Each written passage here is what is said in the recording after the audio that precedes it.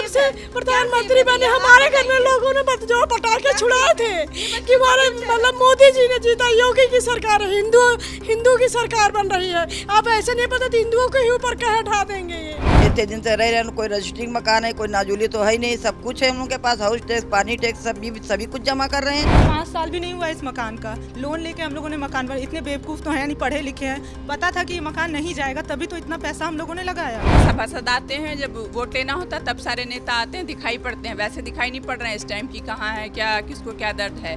एक सरकार आई वहाँ बांध बना दी, नाला यहाँ आ गया, कल को दूसरी सरकार आएगी, ये नाला घूम के उधर चला जाएगा, उधर साफ कर देंगे। क्या लखनऊ में सिर्फ नाले नदी रहेंगे और जानवर रहेंगे? इंसान कहाँ चले जाएंगे? जंगलों में।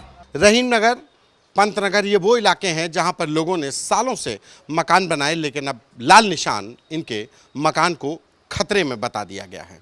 वो तमाम महिलाएं जब हम यहाँ पहुँचे रिपोर्ट करने के लिए, तो तमाम महिलाएं आकर खड़ी हो गईं अपनी वेदना बताने के लिए कि कैसे ये मकान तैयार हुआ। दिन रात पाई जोड़कर ये आशियाना तैयार किया, लेकिन अब इस आशियाने पर सरकारी खतरे का निशान लग गया है। कब से रह रही हैं आप? क्या नाम है आपका? हमारा कनीज बानो नाम है। कब से रह रही हैं आप? हमको तो 40 साल हो गए यहाँ रहते हुए, 85 से हम यहाँ रह रहे हैं जब बाढ़ आई रहा है। तो अब तो मकान पे लाल निशान लग गया। हाँ, तो अब क्या करें, अभी इन्हीं लोगों का है कि इतने दिन से रह रहे हैं, कोई रजिस्ट्रिंग मकान है, कोई नाजुली तो है ही नहीं, सब कुछ है हम लोग के पास, हाउस टैक्स, पानी टैक्स, सभी कुछ जमा कर रहे हैं। आपके भी मकान पे लाल निशान लगाया हुआ है? हमारे भी निशान लगाया हुआ है मकान पे, और जबकि हम लोग 25 साल से यहाँ पे रह रहे हैं और यहाँ पे सीवर और बिजली पानी सब कुछ हर चीज़ का टैक्स दे रहे हैं। और जब सभासद आते हैं, जब वोट लेना होता तब सारे नेता आते हैं, दिखाई पड़ते हैं, वैसे दिखाई नहीं पड़ रहे हैं इस टाइम की कहाँ है, क्या किसको क्या दर्द है। अब हम लोग इतनी मुश्किल से मकान बनाए हैं, कोई एक दिन में तो मकान बन नहीं जाता है। कितनी परेशानी उठा के आदमी इंसान जो है मकान बनाता है, अपने बच्चों को और सबको पढ़ाना लिखाना भी उसी में रहता है, साग सब्जी घर भी चलाना रहता है, सब कुछ देखना रहता है उसको। और कैसे मकान बनता है, कितने सालों जोड़ करके पैसा तब मकान बनता है। उन्होंने एक झटके में आके निशान लगा दिया और उनको इस चीज़ का दर्द नहीं है बिल्कुल, क्योंकि उनके ना तो परिवार है ना उनके बच्चे हैं, तो इस चीज़ का दर्द तो वो समझेंगे नहीं। ये तो हम ही लोग जानते हैं ना कि क्या हमारे ऊपर बीत रही है।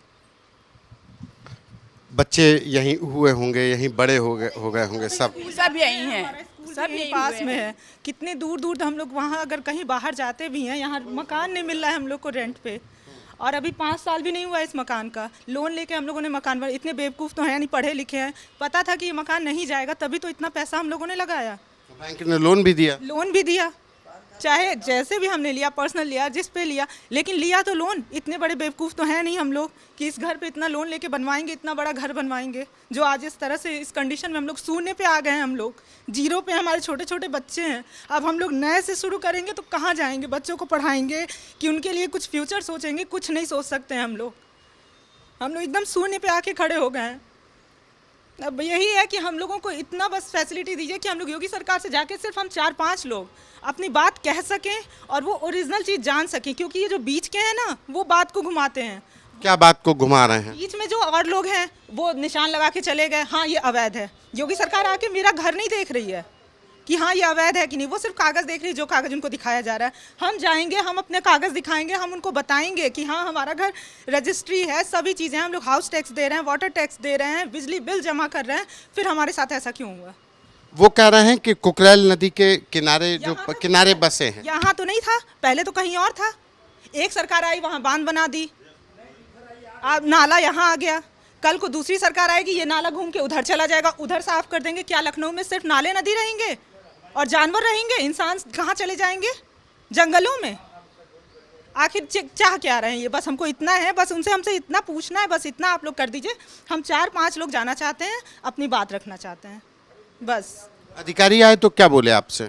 वो कुछ बोलते नहीं है, वो बोलते तो हमें पता नहीं होता कि इस घर का हमको बताया नहीं आप लोगों को? कुछ नहीं, हमें क्या मिलेगा ये हमको पता होता ना, कि मुआवजा मिलेगा हमको, बदले में ऐसा ही घर मिलेगा या कुछ भी मिलेगा। अगर हमें पता होता तो आज हम इतना रो रहे होते 5 दिन से। मेरे यहाँ 5 दिन से खाना नहीं बन रहा है, बन भी रहा है तो नाले में ही फेंका रहा है, उन्हीं के नाले में फेंका रहा है।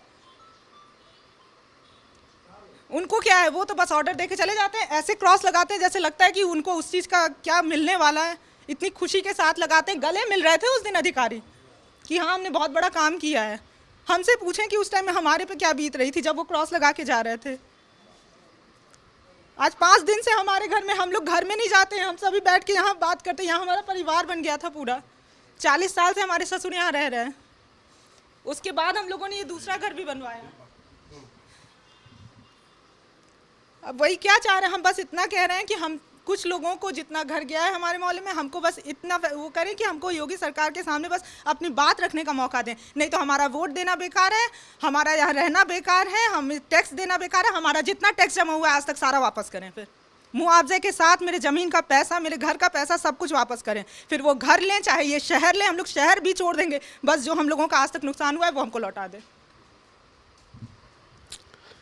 बड़ी मुश्किल से घर बना होगा। क्या बताएं आप, एकदम से एक ही रात में घर से बेघर कर दे। छोटे छोटे बच्चे लेके कहाँ जाएंगे बताइए, हम लोग कैसे गृहस्थी शुरू करेंगे। एकदम से छत से आसमान छीन लिया उन लोगों ने।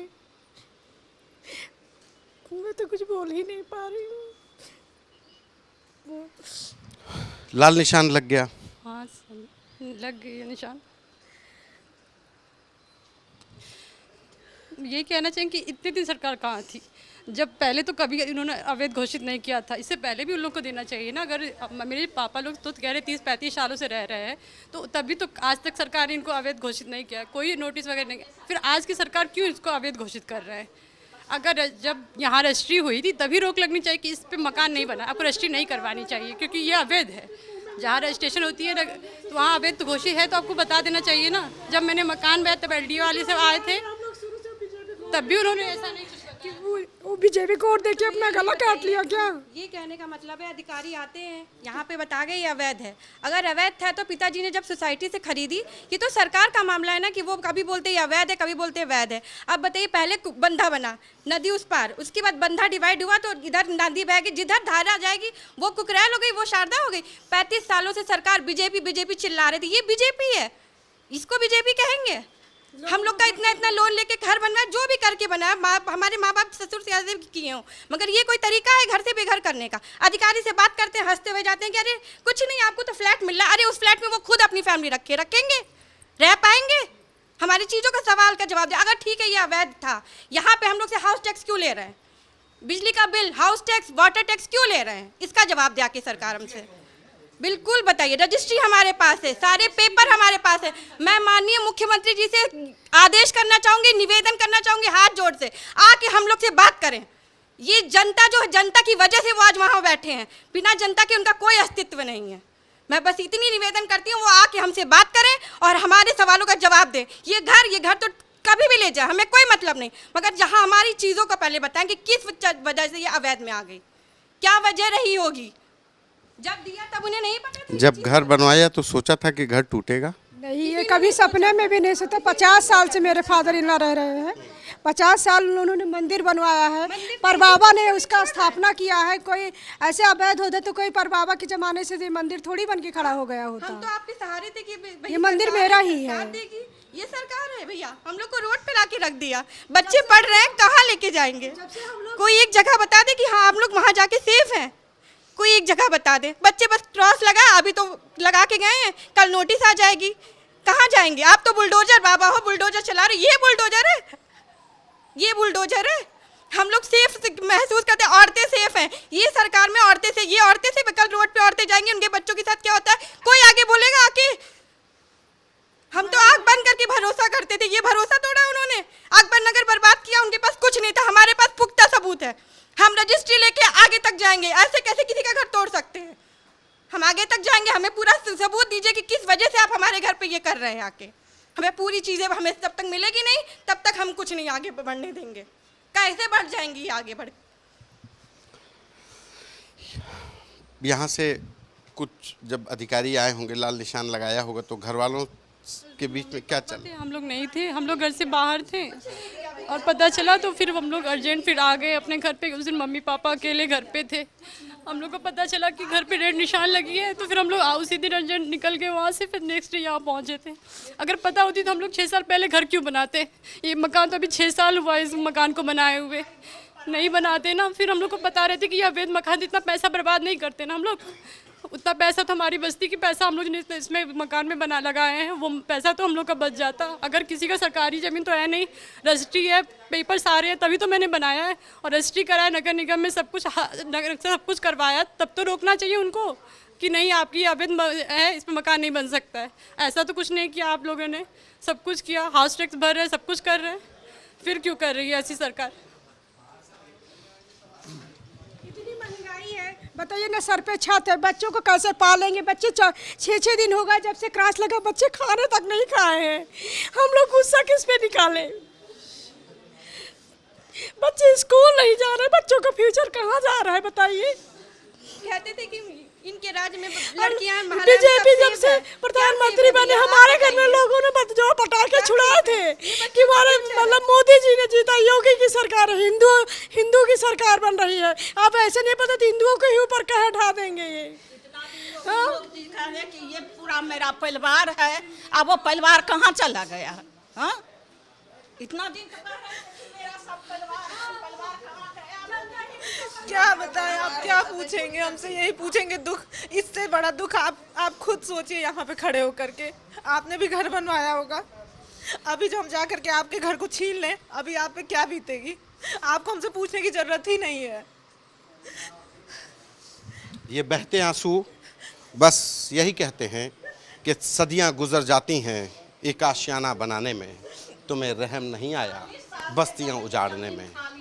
इनको जवाब चाहिए कि अब ये आशियाना तोड़ेंगे तो कहाँ जाएंगे? उन सपनों का क्या जो इन्होंने बुने थे, जिस उस भरोसे का क्या जो भरोसा सरकार पर, प्रशासन पर जताया था। कैमरा पर्सन नीरज के साथ संतोष कुमार, आज तक।